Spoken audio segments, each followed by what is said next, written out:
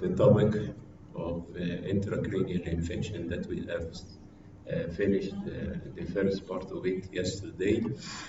Then we'll continue with, I hope you remember that we finished the congenital intracranial infection, the infection with viruses known as encephalitis, infection with bacteria known as cerebritis, and the infection of the meninges known as meningitis. ممكن نطفي النور عند الشاشة. Now we'll continue the series of these inflammatory lesions, and we are going to discuss now the tuberculous infection.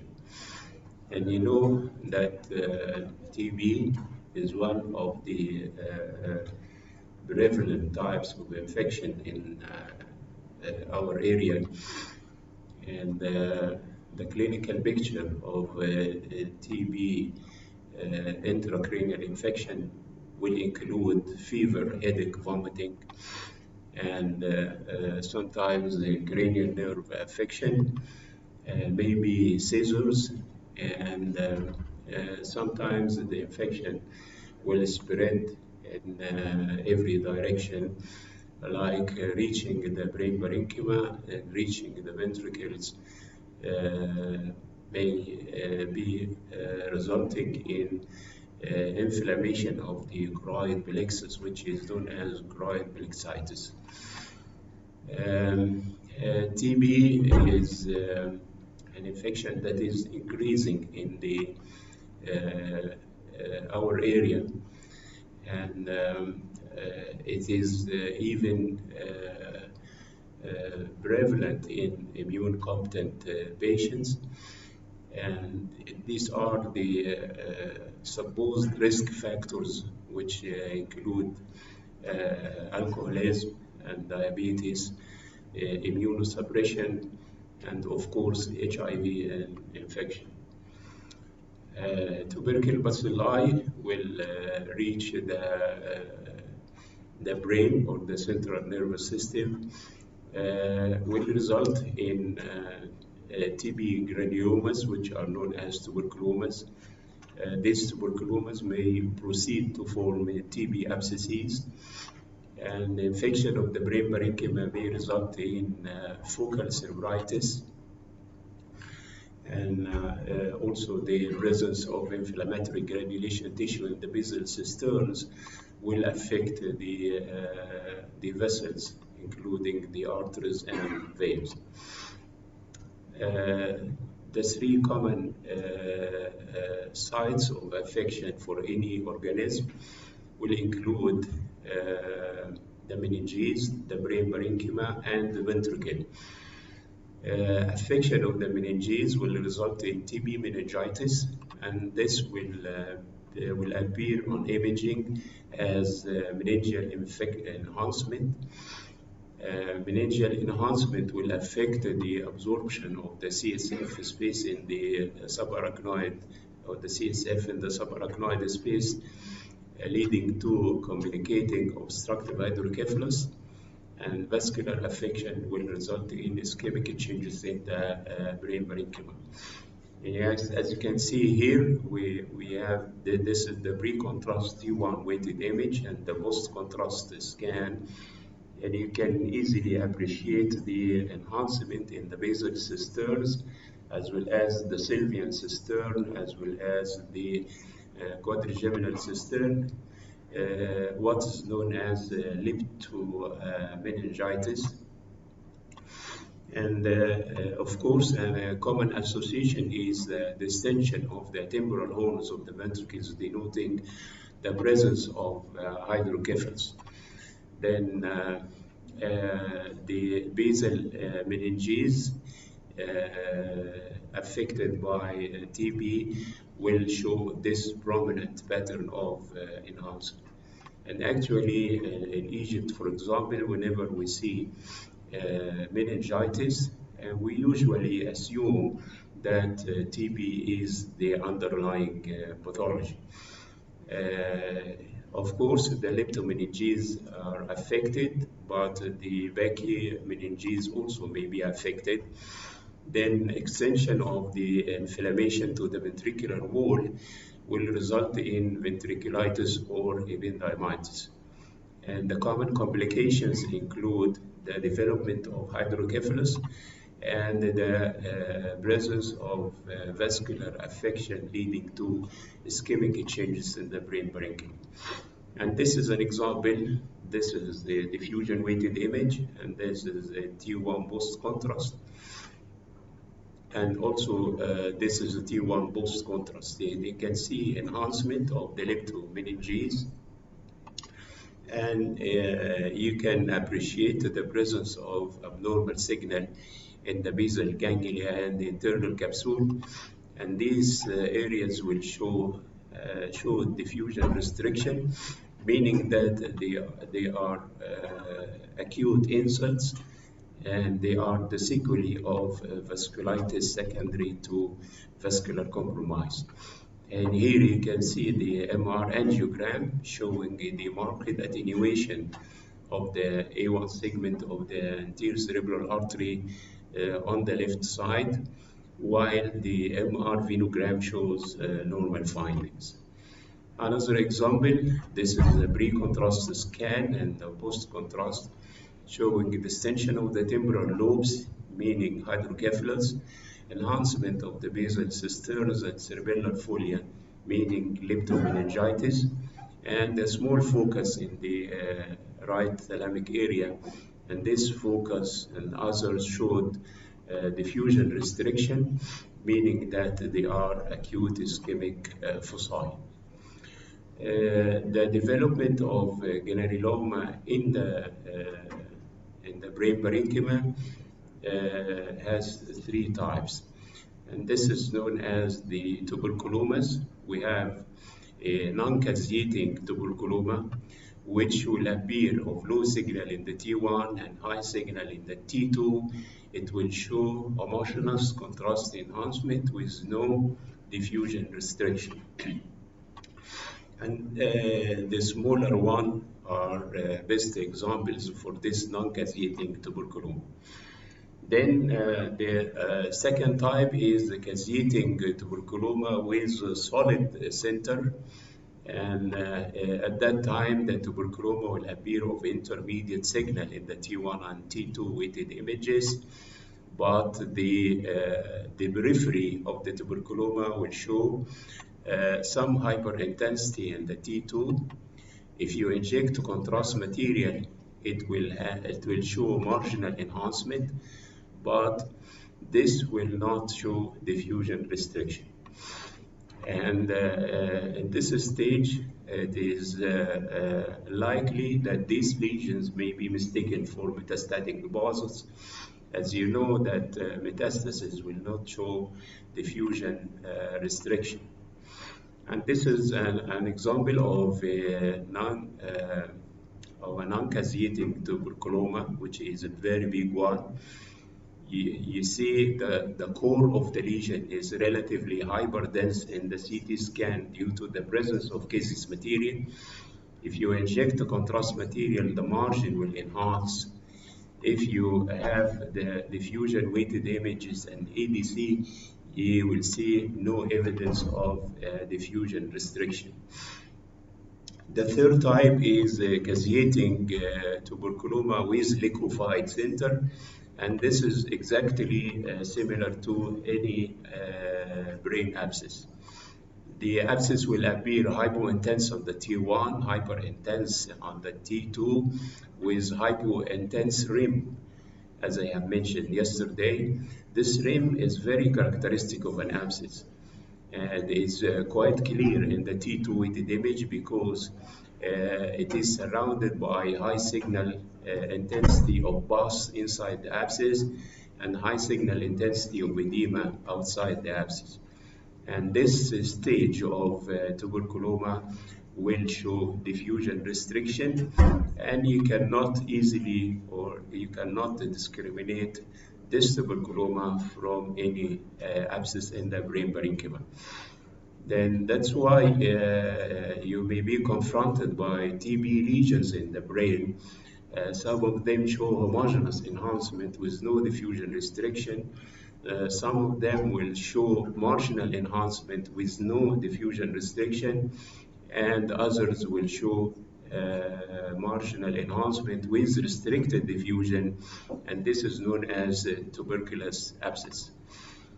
Of course, at the time, as I have mentioned, in the tuberculoma with non-liquefied center, it will show no diffusion restriction, and this may be mistaken for a glioma or metastatic deposit. Then the best way, of course, the best way is to go for the clinical data, which are very important in reaching the real diagnosis. And if the clinical data are not conclusive, then you may need the help of a spectroscopy. And you remember that if this is a neoplasm, you will see marked elevation of the choline peak and some depression of NAA peak. But here you see the generalized depression of all the metabolites except the lipids and the lactate, which are present in this type of infection or in abscesses in general in a high level. And then the next type of granulomatous affection is the sarcoid. And the sarcoid is a multi-system inflammatory disease. Its etiology is unknown. And this sarcoid will affect the meninges and the brain parenchyma, similar to any other type of infection. The CNS involvement in patients with sarcoid is about 5%, and about 90% of patients with sarcoid, neurosarcoid, will have pulmonary involvement, which can be of help in the differential diagnosis. You need the clinical history, and you will see leptomeningeal enhancement, which is one of the prominent features of sarcoid, and other imaging findings, especially in the chest. You got lymphadenopathy in the mediastinum, and you got interstitial opacities and nodular lesions in the lung. Then if you look here and you see affection of the dura, what we call pachymeningitis, diffuse thickening and enhancement of the meninges. And this appearance is not characteristic for sarcoid, but it includes a list of differential diagnoses, and the sarcoid is one of them. You may think of another type of meningitis or metastatic disease, or maybe if this localized form, you think of a meningioma sometimes. Then one of the best sites for neurosarcoid is the pituitary gland, and especially the infundibular stalk, as well as the suprasellar area. And you got some swelling of the pituitary gland, thickening and enhancement of the stalk, and enhancement in the region of the hypothalamus. Also, one of the manifestations of sarcoid, which is not that frequent in the clinical practice, is the presence of plaque-like mass of meningeal thickening, which is known as pachymeningeal involvement. And this lesion is sometimes difficult to be differentiated from meningioma and lymphoma. Here you see the lesion is of low signal in the T1 and of extreme low signal in the T2 and homogeneous post-contrast enhancement. Then we came to involvement of the CNS by fungi. And there are a lot of fungal organisms that can reach the brain. Fungus, of course, has an intimate relation to the immunity and is relatively common in patients who are immune suppressed. like those with HIV, the cancer, those with neutropenia, organ transplant, or prolonged corticosteroid use.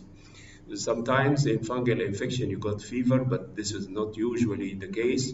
You got headache, you got seizures, and of course some neurological deficits. Fungus, if it reached the brain, will result in fungal abscess or abscesses, or infection of the brain parenchyma may occur as patchy, homogeneously enhancing lesions without the formation of abscesses, or sometimes common, especially in Sudan and in Egypt also. You got intracranial fungus infection coming from the fungal affection of the paranasal sinuses. It's very important to know that the fungal abscess will not show diffusion restriction. In the CT scan, you can see there is a classic appearance of an abscess with surrounding perifocal brain edema exerting a massive effect. On the MRI, diffusion weighted image, and ADC, you see many observations. Number one, the wall of the abscess show restricted diffusion. Number two, there are projections inside the abscess showing restricted diffusion, and these projections are not seen in ordinary images. It is only seen in diffusion weighted image. And the core of the abscess, the content of the abscess, do not show diffusion restriction. It appears low signal in the diffusion weighted image and high signal in the EDC map. Then here you can see an example of multiple fungal abscesses in the brain.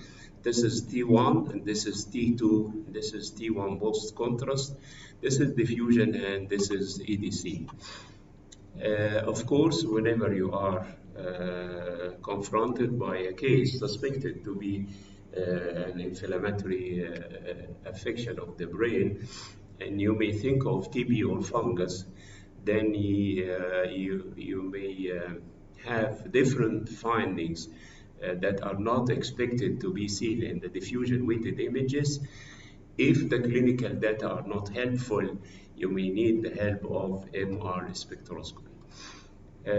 One of the prominent features of fungus of the brain parenchyma without the formation of abscesses is disappearance.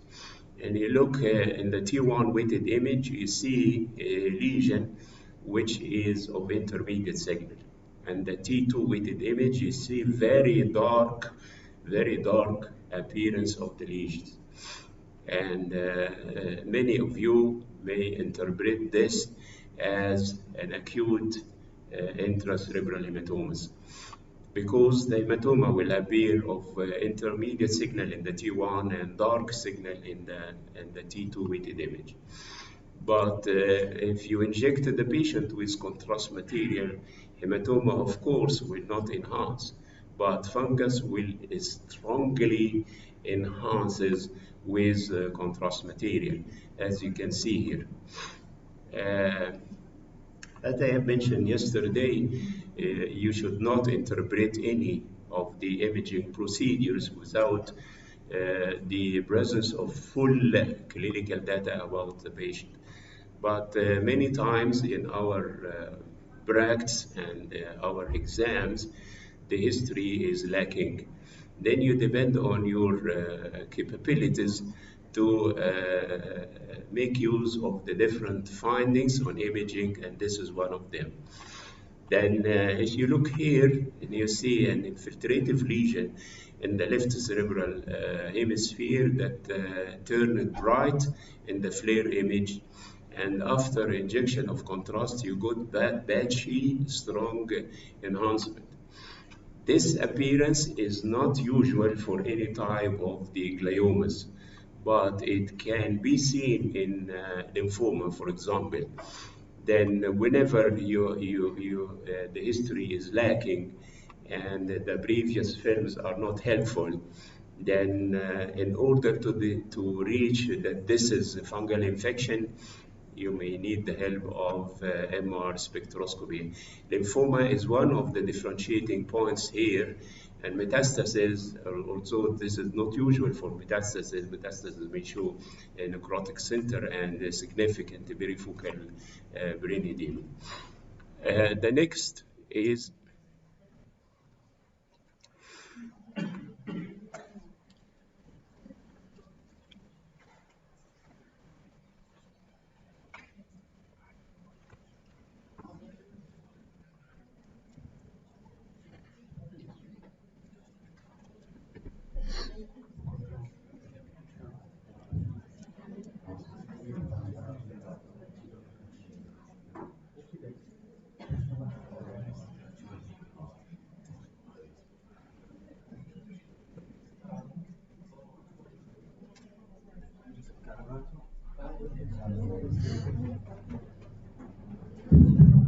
زي عندنا بالظبط حتى بس عشان الداتا تشوف.